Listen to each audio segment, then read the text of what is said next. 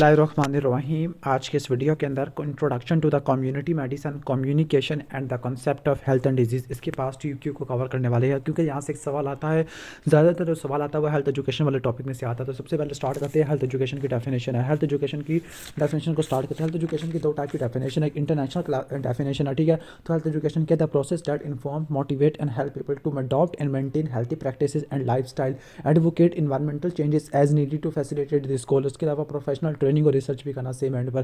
तो ये international classification है, डेफिनेशन है। बाकी अल्मा आता डिक्लेरेशन क्या होता था, the process aimed at encouraging people to know, to want to be healthy, to know how to stay healthy and to do what they can individually and collectively to maintain health and to seek help when needed, ठीक है।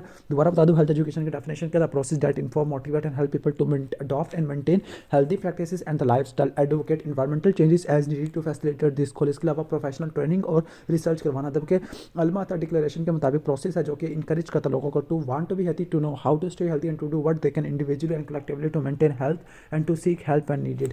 Okay, तो ये definition आ गई, health education की definition आ गई, ठीक है। जो कि इसने कुछ और डेफिनेशन यहाँ पे दी है। इसके बाद है enlist the different type of communication. तो कम्युनिकेशन के डिफरेंट टाइप्स आपको देखने को मिलती है, क्लियर।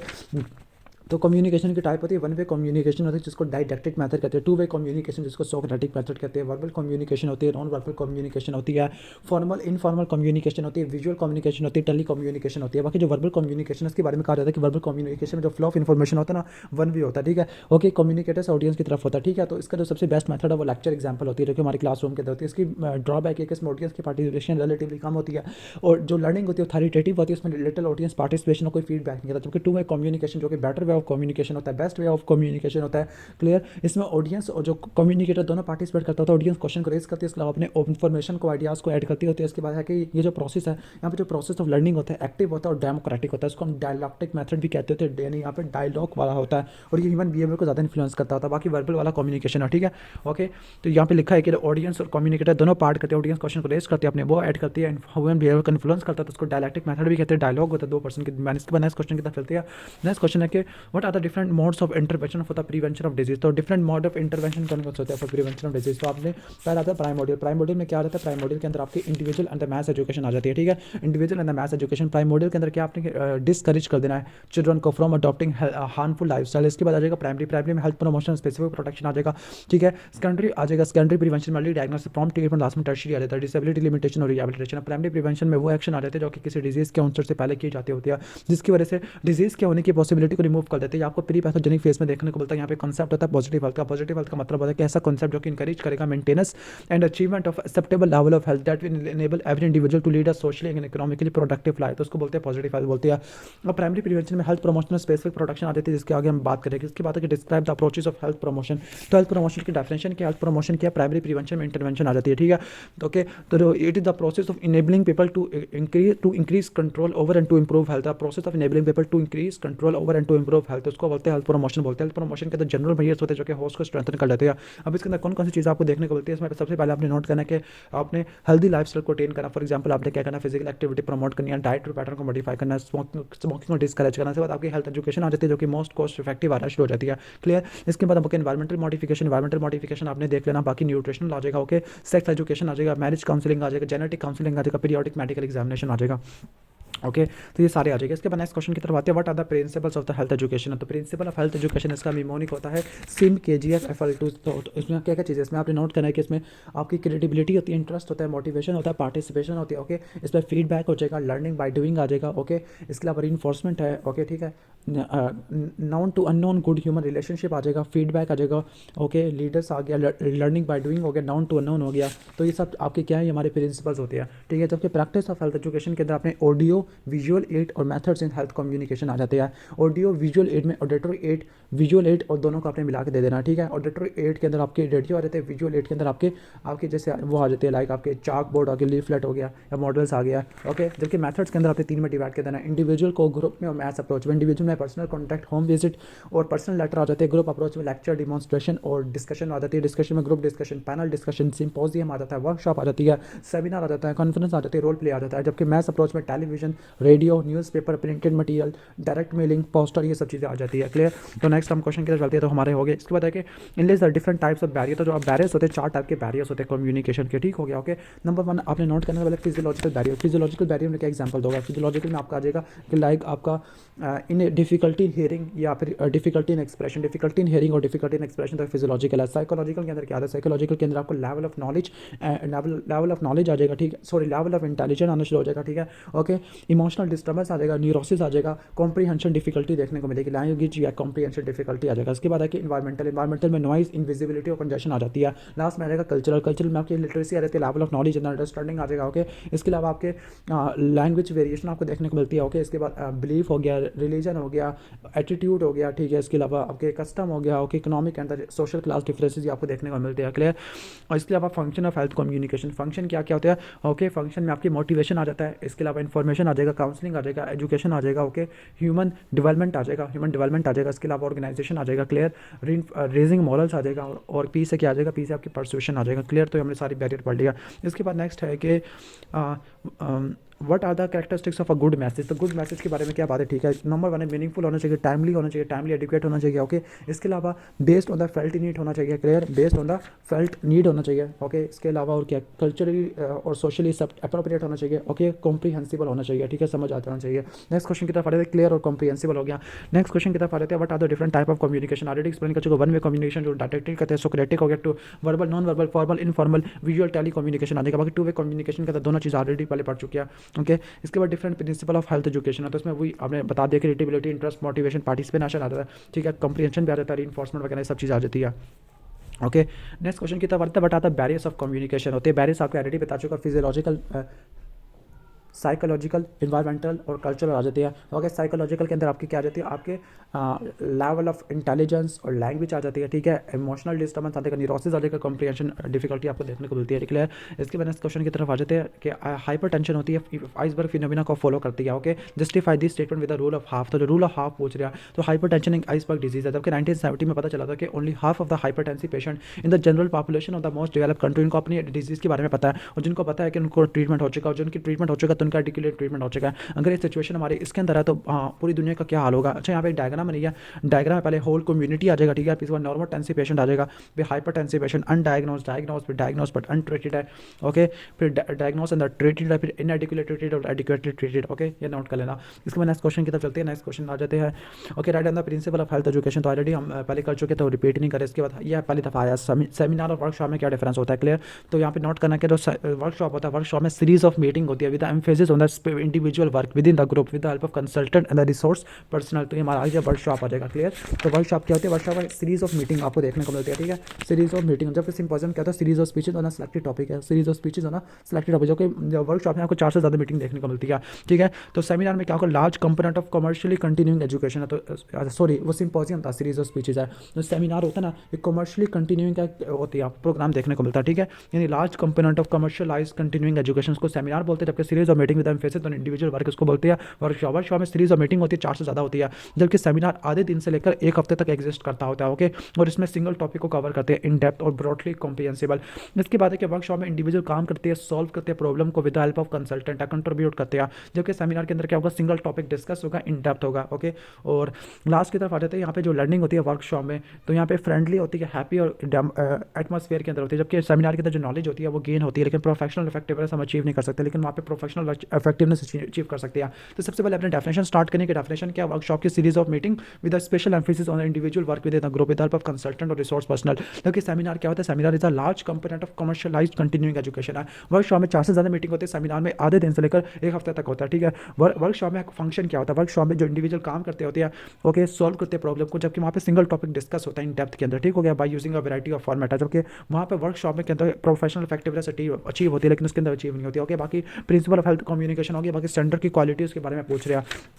ओके। तो सेंटर के बारे में क्या क्वालिटी, सेंटर को अपने ऑडियंस के बारे में पता हो, ठीक है, ऑडियंस की नीड्स के बारे में पता हो, ठीक है, ऑडियंस की नीड्स इंटरेस्ट के बारे में पता हो, उसको अपने मैसेज का पता हो, उसको अपने ऑब्जेक्टिव का पता हो, उसके अपने प्रोफेशनल एबिलिटी का बताओ, उसको अपने चैनल ऑफ कम्युनिकेशन का बताओ, ठीक है। नेक्स्ट क्वेश्चन की तरफ आ जाते हैं। नेक्स्ट क्वेश्चन हमारा कि in the type of communication, तो ऑलरेडी हो गया, वन वे टू वे हो गया, verbal non verbal formal informal हो गया, विजुअल हो गया, टेली कम्युनिकेशन हो गया, बाकी वेरियस कल्चरल बैरियर तो ऑलरेडी मैं एक्सप्लेन कर चुका हूँ। ओके। नेक्स्ट क्वेश्चन की तरफ आ जाते हैं। Name the concept of disease, तो यहाँ पे एक डेफिनेशन लिया कि unfolding of disease in the absence of any treatment intervention, उसको नेचुरल हिस्ट्री ऑफ डिजीज कहते हैं। What are the interventions made at the tertiary level of prevention, तो टर्शियरी के अंदर डिसेबिलिटी लिमिटेशन और रिहैबिलिटेशन परफॉर्म की जाती होती है। But level of prevention is suitable for screening होती है, स्क्रीनिंग और स्क्रीनिंग के अंदर अर्ली डायग्नोसिस प्रॉम्प्ट ट्रीटमेंट। अब इसका फायदा क्या होता है, बिकॉज इसका फायदा ये है कि ये क्या करती है, आपकी प्रोग्रेस को हाल्ट कर लेती है, कॉम्प्लिकेशन को प्रिवेंट कर देते हैं, prevent the complication and halt the progression of disease है। इसके बाद चैनल ऑफ कम्युनिकेशन बताने, चैनल ऑफ कम्युनिकेशन आपके तीन होते हैं। ओके। इंटरपर्सनल कम्युनिकेशन आ जाएगा। ओके। चैनल हमारे कौन से इंटरपर्सनल है, मैस मीडिया और ट्रेडिशनल फॉक मीडिया होता है। इंटरपर्सनल मीडिया, ओके, इसको हम फेस टू फेस कम्युनिकेशन भी कहते हैं। नंबर 1 पर्सनल होता है, नंबर 2 डायरेक्टिव होता है, नंबर 3 ये इफेक्टिव होता है, परसुएसिव होता है, इफेक्टिव होता है, परसुएसिव होता है, पर्सनल होता है, डायरेक्ट होता है। इसको इंटरपर्सनल कम्युनिकेशन भी कहते हैं, हमारी डिसीजन को इन्फ्लुएंस करता होता है, ठीक है। ओके। अनडिसाइडेड पर्सन के बाद मैस मीडिया, मैस मीडिया में आपको टीवी आ जाता है, रेडियो आ जाता है, प्रिंटेड मीडिया आ जाएगा। अब मैस मीडिया का फायदा ये कि ज़्यादा पॉपुलेशन तक पहुंच जाता है। बाकी फोक मीडिया के अंदर फोक डांसेस, सिंगिंग, ड्रामा, आगे नोटंकी वगैरह यहाँ पे चीज़ें लिखी हुई है। सॉरी। इसके बाद right and note and interpersonal communication, तो ऑलरेडी एक्सप्लेन कर चुका है। इंटरपर्सनल को फेस टू फेस भी कहते हैं, ज़्यादा पर्सनल होता है, डायरेक्ट होता है, इसका पर्सुएसिव होता है, मोर इफेक्टिव होता है, ठीक हो गया। और ये ज़्यादा बिहेवियर को चेंज वगैरह कर देगा। ओके। सुपीरियरिटी किया क्यों है, क्योंकि इसके मोटिवेशनल इफेक्ट प्रोड्यूस करता होता है। ओके, ठीक है। इसके बाद नेक्स्ट क्वेश्चन की तरफ चलते हैं। अच्छा, ये तो हमारा हो गया है। ओके। तो नेक्स्ट है हमारा, okay, when the message is relayed by mass media, तो कहते हैं कि इस पर आगे चलते हैं। नेक्स्ट है कि researcher conduct give the 5 measure to reduce incidence of this social evil among the medical student है, यानी कह रहे स्मोकिंग के प्रिवेंशन के बारे में बात कर रहे हैं। अब ये सवाल वैसे इसका बनता नहीं है, लेकिन चलो कर लेते हैं, ठीक है। ओके। तो यहाँ पे स्मोकिंग के करनी है, तो इसके लिए आपके 3 मेथड होते हैं। नंबर 1 आपका आ जाएगा, ओके, लेजिस्लेटिव आ जाएगा, एजुकेशनल अप्रोच आ जाएगा, लास्ट में आपका आ जाएगा, ओके, ओके, तो लास्ट में आपका आई थिंक कल्चरल है मेरे ख्याल से। ओके, पहले मैं खुद कंफर्म कर लूँ, क्योंकि किसी और चैप्टर में से सवाल आ गया है ये वाला।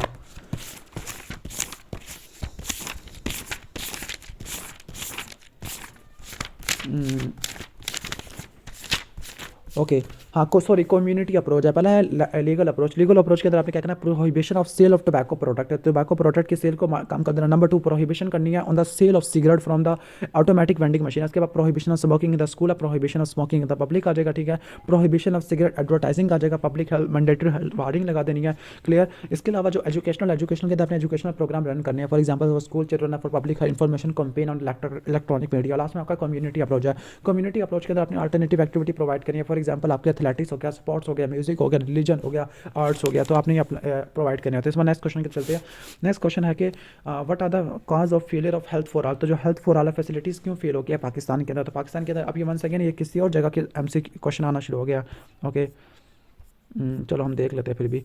ओके, तो यहाँ पे आ जाते हैं। अच्छा, तो पाकिस्तान के अंदर हेल्थ फॉर ऑल या प्राइमरी हेल्थ केयर क्यों फेल हो गया, तो उसके यहाँ पे रीजन पूछ रहे हैं। नंबर 1 पॉपुलेशन एक्सप्लोजन ना, सबसे important population explosion. Number 2 political environment है, कम्युनिटी पार्टिसिपेशन नहीं है, या लैक ऑफ कम्युनिटी पार्टिसिपेशन या कोऑर्डिनेशन है। ओके, लैक ऑफ अवेयरनेस नहीं है, maldistribution of money allocation sources the defecation allocation of fund deficiency in the medical education है, human empower की डेफिशिएंसी है, लैक ऑफ एफिशिएंट और elective referral health care system है, lack of appropriate technology और doctor reluctant to go to the rural areas. बाद health promotion, तो health promotion का definition क्या होती है, it is a process of enabling people to increase control over the or to improve the health। जबकि हमारा health protection के अंदर आपकी क्या क्या चीज़ आ जाती है। ओके, ठीक है। हेल्थ प्रोटेक्शन के अंदर आपकी promotion of health, prevention of sickness आ जाती है, ठीक है। ओके, तो ये क्या होता है, provision of condition for the normal mental and the physiological functioning of the human being individually and the group. तो इसमें promotion of health, prevention of sickness, curative and the restorative medicine आ जाती है, किसके अंदर, हेल्थ प्रमोशन के अंदर, clear.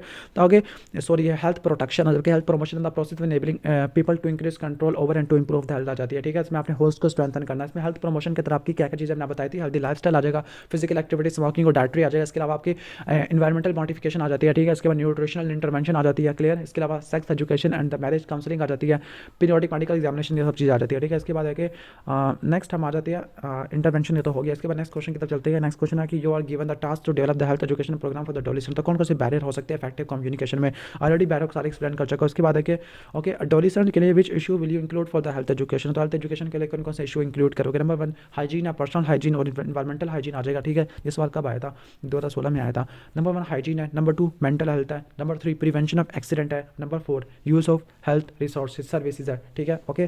तो असल में क्या है, ये हेल्थ एजुकेशन के कंटेंट लिखे हुए हैं, ठीक है। सारी असल में क्या है, हेल्थ एजुकेशन के कंटेंट लिखे हुए हैं। पहले मैंने कॉल हेल्थ एजुकेशन के कंटेंट यहाँ पर क्या क्या है, ओके। तो एक मिनट, ग्रुप अप्रोच हो गया, ओके। यहाँ पर प्रिवेंशन ऑफ एक्सीडेंट यहाँ पर लिखा हुआ है, अच्छा। द स्कोप ऑफ हेल्थ, ठीक है, by the must have a young population as the principle. तो इसमें क्या क्या मैं आपको सारे बता देता हूँ। नंबर 1 ह्यूमन बियोलॉजी आ जाएगा, ओके। नंबर 2 आपका आ जाएगा ह्यूमन डेवलपमेंट आ जाएगा। ए से आपका एक्सीडेंट की प्रिवेंशन आ जाएगा, ओके। न्यूट्रिशन आ जाएगा। इसके अलावा न्यूट्रिशन के अलावा आपका क्या आ जाएगा, ओके। एम से मेंटल हेल्थ आपको सॉरी मेंटल हेल्थ वैसे यहाँ पे है भी नहीं, ओके। वैसे मेंटल हेल्थ आ जाती है। तो पहले मैं निकालूँ, पहले यहाँ से मेमोनिक पे मुझे थोड़ा मसला हुआ यहाँ से करने में, क्लियर।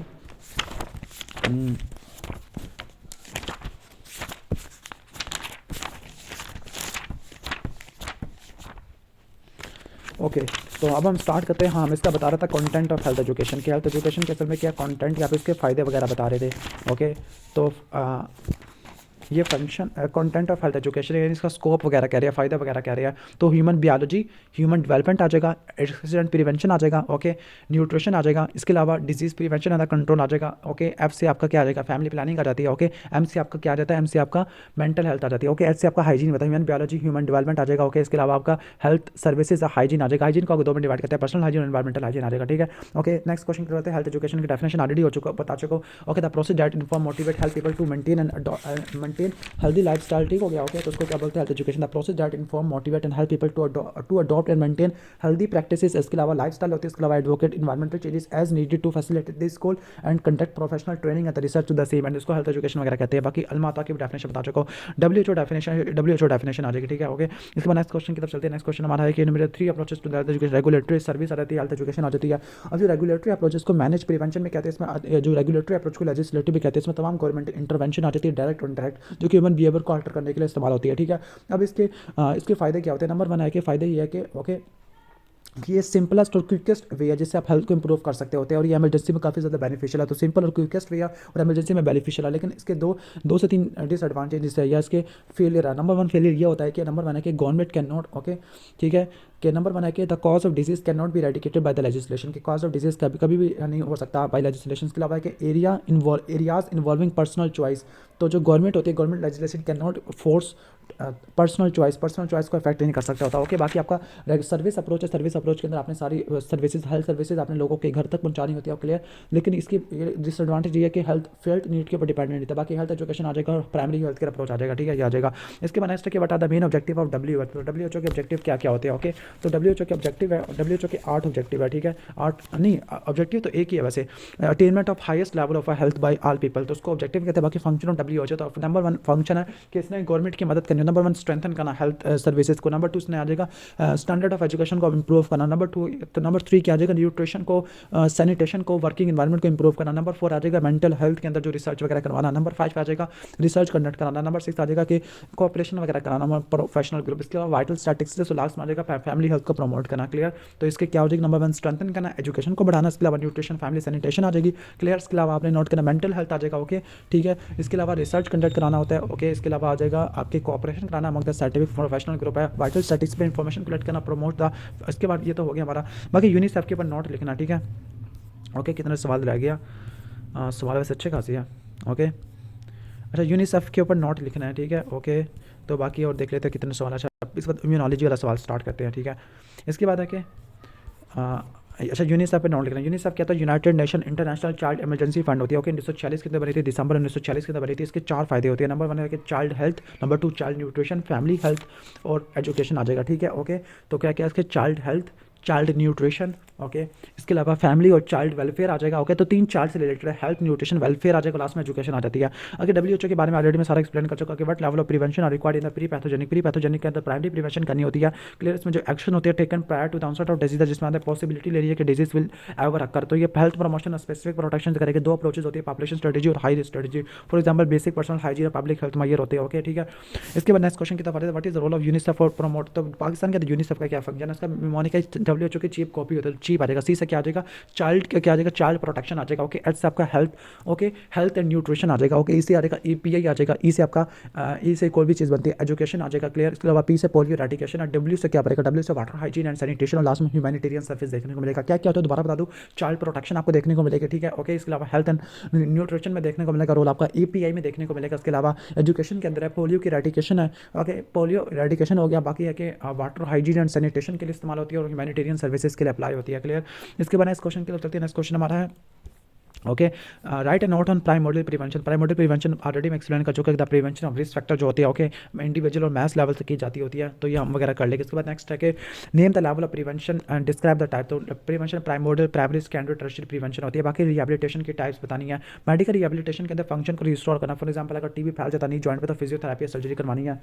वोकेशनल रिहेबिलिटेशन के अंदर आपने उसकी अर्निंग कैपेसिटी को रिस्टोर करना होता है। बाकी सोशल के अंदर उसकी सोशल फैमिली रिलेशनशिप को स्टैब्लिश करना होता है। साइकोलॉजिकल के अंदर पर्सनल डिग्निटी को करना होता है। डिफाइन वर्टिकल प्रोग्राम और हॉरिजॉन्टल प्रोग्राम। तो जो वर्टिकल प्रोग्राम होता है, ऐसा प्रोग्राम होता है single programme of health service होता है। Single programme of health service जो कि सिंगल एक्टिविटी को कवर करता है। Number 1 single programme of health service होगा, covered only one activity like immunisation को कवर करेगा। इसमें AIDS control programme, malaria control programme, leprosy control programme आपको देखने को मिलेगा। जबकि हॉरिजॉन्टल प्रोग्राम के अंदर क्या आएगा, ओके, हॉरिजॉन्टल के अंदर ऐसा हेल्थ सर्विस प्रोग्राम होगा जो कि 2 डायमेंशन को कवर करेगा। फॉर एग्जांपल पर्सनल हेल्थ और कम्युनिटी हेल्थ आ जाएगा। फॉर एग्जांपल SAP1, SAP2, यानी अगर वर्टिकल प्रोग्राम को पहले से किसी एग्जिस्टिंग हेल्थ फैसिलिटी के साथ मैच कर दो तो वो हॉरिजॉन्टल प्रोग्राम बन जाएगा। क्लियर। बाकी SAP1 के अंदर क्या क्या चीज़ आती है, इसमें आपका फैमिली प्लानिंग आ जाएगा। इसके अलावा आपको क्या क्या आ जाएगा, ओके, फैमिली प्लानिंग आ जाती है। इसके अलावा आपके rural water supply and sanitation आ जाती है। एजुकेशन आ जाएगा, ओके, न्यूट्रिशन आ जाएगा, और इसके अलावा प्राइमरी और प्रिवेंटिव हेल्थ केयर आ जाएगा। क्लियर।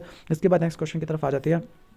हॉरिजॉन्टल प्रोग्राम भी हो गया SAP1, SAP2। बाकी कम्युनिटी डायग्नोसिस की डेफिनेशन है, identification and quantification of health problem.